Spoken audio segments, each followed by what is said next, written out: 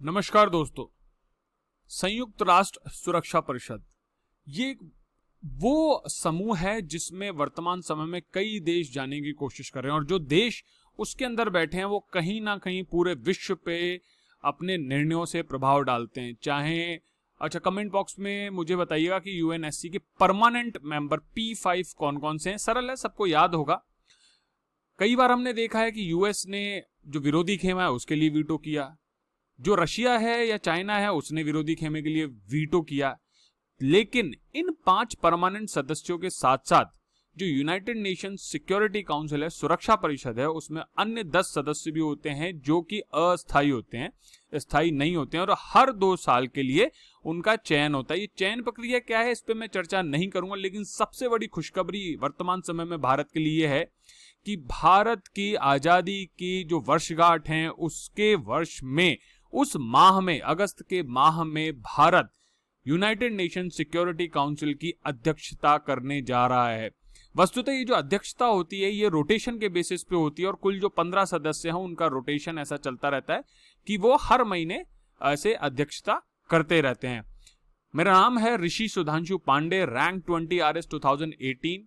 और ये जो बाकी सूचनाएं हैं मैं पहले भी बता चुका हूं कि आप लोगों की अगर सिविल सर्विसेज की तैयारी के लिए या फिर इवन आपकी स्टेट पीसीएस के लिए कोई चर्चा है, कोई विषय है, उस पे हम सवाल जवाब, उत्तर प्रश्नोत्तर जो भी है, अगर आपके डाउट्स हैं वो कर सकते हैं। इसके अलावा आपको लगता है कि व्यक्तिगत जीवन में कुछ आपकी ऐसी समस्याएं हैं जिन्हें शायद आप किसी और से शेयर ना कर सकते हैं, तो आप मुझसे उस बारे में अगर आप चाहें तो उस बारे में मुझसे चर्चा कर सकते हैं। मैं अपने जीवन के अनुभव से या जो औरों के जीवन के अनुभव से जो मुझे थोड़ी बहुत जानकारी है, समझ मिली है, उससे आपकी मदद करने की कोशिश करूंगा। चलिए अब चलते हैं न्यूज पे। एक्चुअली न्यूज क्या है, मैंने बता दिया कि India set to take over as president of UN security council for the month of August. तो ये बहुत ही ऑस्पिशियस ओकेजन पे, बहुत ही मतलब महान और जो कहा जाए कि श्रेय मार गई, श्रेय के लायक कार्य है कि ऐसी परिस्थिति में इस तरीके की जो समय है उसमें हम ये अध्यक्षता कर रहे हैं और इस अध्यक्षता में हमारे सामने क्या क्या बिंदु होंगे, क्या क्या विषय होंगे और किस तरीके से हम प्रभावित कर सकते हैं,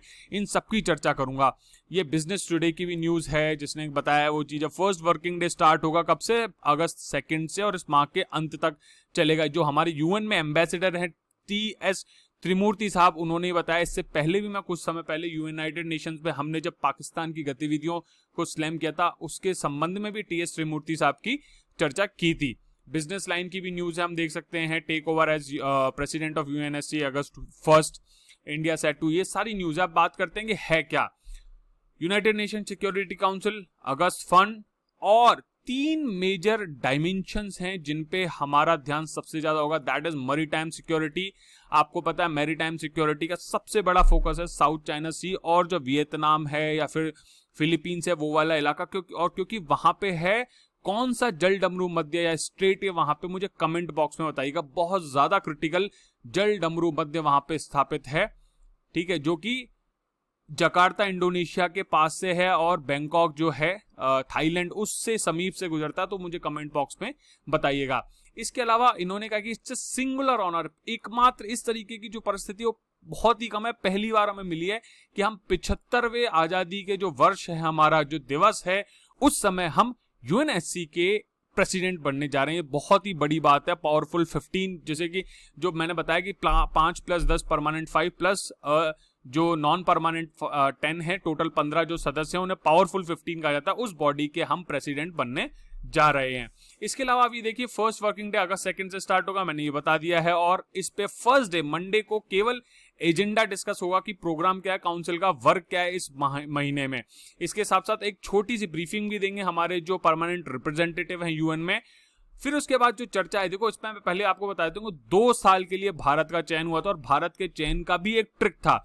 इन 2 वर्षों के लिए भारत का चयन होने के पीछे मैं आपको स्पष्ट रूप से बता देता हूं, बहुत कोशिशें हैं हमारी विदेश नीति की, हमारी जो विदेश जो सेवा के लोग हैं उनकी, राजनीतिक स्तर पर, प्रधानमंत्री जी के स्तर पर बहुत प्रयास होने के बाद हमें, क्योंकि हमें 2021-22 के लिए हम सेलेक्टेड नहीं थे, हमें ये जो मेंबरशिप है उस समय नहीं मिल रही थी, लेकिन हमने कुछ नेगोशिएशन करके कुछ बातचीत करके ये इस समय में अपनी जो टेन्योर है उसको प्राप्त किया। 2021 जनवरी 2021 से 1 जनवरी 2021 से दिसंबर 2022 तक एंड तक ये 2 वर्ष जो है हमें जो मेंबरशिप मिली है। अच्छा, एक चीज और मैं बता दूं, केवल आज इस मंथ नहीं, एक बार और भारत इस यूएनएससी का प्रेसिडेंट बनेगा, वो होगा दिसंबर 2022।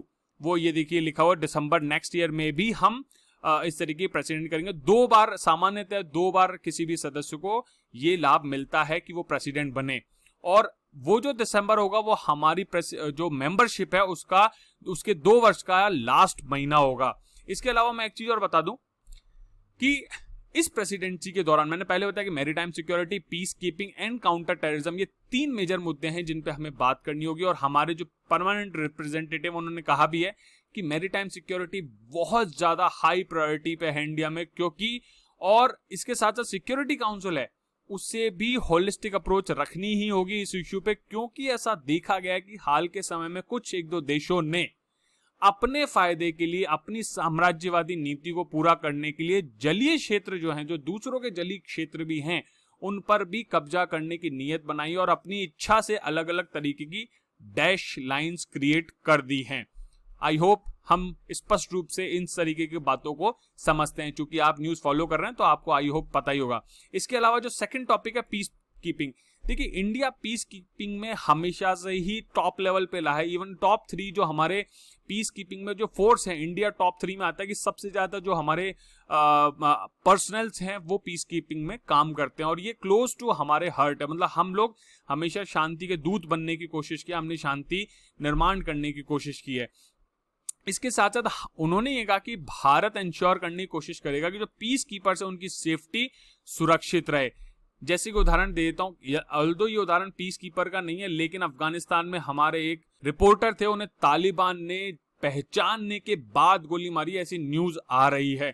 तो इस तरीके की जो शांति, मतलब ये न्यूज रिपोर्टर्स हैं या फिर जो शांति स्थापित करने वाले लोग हैं, उनके साथ ऐसी गतिविधि होती है, ये उचित नहीं है। इनकी सेफ्टी भारत सुरक्षित करेगा। कैसे सुरक्षित करेगा? Using better technology and how to bring perpetrators of crime against peace keepers to justice, मतलब उनको न्याय दिला के, उनको सजा दिला के, इस 2 तरीकों से हम उनकी सुरक्षा सुनिश्चित करेंगे। इसके साथ साथ एक चीज और देखिए कि हम हमेशा से पिछले 30-40 सालों से टेररिज्म से लड़ते ही आ रहे हैं, तो हम वेल इक्विप्ड हैं, वेल मेंटली प्रिपेयर्ड हैं, और वर्ल्ड में भी दुनिया को अब ये चीजें समझ में आ रहा है, चाहे वो यूएस हो या फिर फ्रांस हो, जर्मनी हो, यूरोप हो, के बहुत सारी बड़ी डेवलप कंट्री भी टेररिज्म को बहुत अच्छे तरीके से फेस कर चुकी हैं। तो we are well equipped, India is well equipped to evaluate and detail में उसको एक्सप्लेन करके डिसीजन लेने में कि किस तरीके से हमें काउंटर टेररिज्म जो ऑपरेशंस हैं उनको कैसे करना है। इसके साथ साथ एक चीज और बात उन्होंने बताई कि in the last 7 months of India tenure in the council, हमने कई तरीके की principled and forward looking position जो है वो ली हैं अलग अलग मुद्दों पे, और हम बिना डरे, we have been unafraid of shouldering responsibilities, हम बिना डरे हमने कई सारी बड़ी बड़ी जो जिम्मेदारियां वो भी ली हैं। हम प्रोएक्टिव रहे हैं और इन अपनी प्रायोरिटी के हिसाब से, जो हमारी प्रायोरिटी है उसके हिसाब से हमने इश्यूज को रेज किया, हैंडल किया है। इसके साथ साथ उन्होंने अंत में ये भी कहा कि काउंसिल के मध्य में जो अलग अलग विचार हैं, डिफरेंट वॉइसेस हैं, हमने उसको ब्रिज करने की कोशिश की, मतलब हमने मध्यस्थता करने की कोशिश की कि भाई अलग अलग विचारों को संतुलित बना के किसी एक निर्णय पे निकला जाए, जिससे कि काउंसिल जो है अंततः साथ आए और वर्ल्ड वसुधैव कुटुंबकम या जो विश्व के विकास की जरूरत है वो पूरी की जा सकती है। और एक वॉइस में बोलने पे उस बात का प्रभाव भी बहुत पड़ता है इंपॉर्टेंट इश्यूज पे। इसने इस तरीके के कारण ही हम प्रेसिडेंसी के इस पद पर पहुंचे हैं। तो दोस्तों, भारत बहुत तेजी से आगे बढ़ रहा है और कुछ तरीके की जो हमारी विदेश नीति है उसमें विशेष रूप से परिवर्तन आया पिछले कुछ सालों में। नेतृत्व महत्वपूर्ण होता है, और नेतृत्व क्योंकि जब निर्णय लेने वाला होता है तो हम में आत्मबल आता है। अगर हम निर्णय नहीं ले पाते तो हमारा जो आत्मबल है वो कमजोर होता है।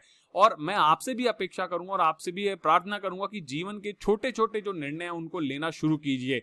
लोग कहेंगे कह रहे नहीं, ये वो बहुत सारे ताने मिलेंगे, लेकिन निर्णय लेके उस पर कार्य करते रहने से सफलता जरूर मिलती है। मेरा व्यक्तिगत उदाहरण है।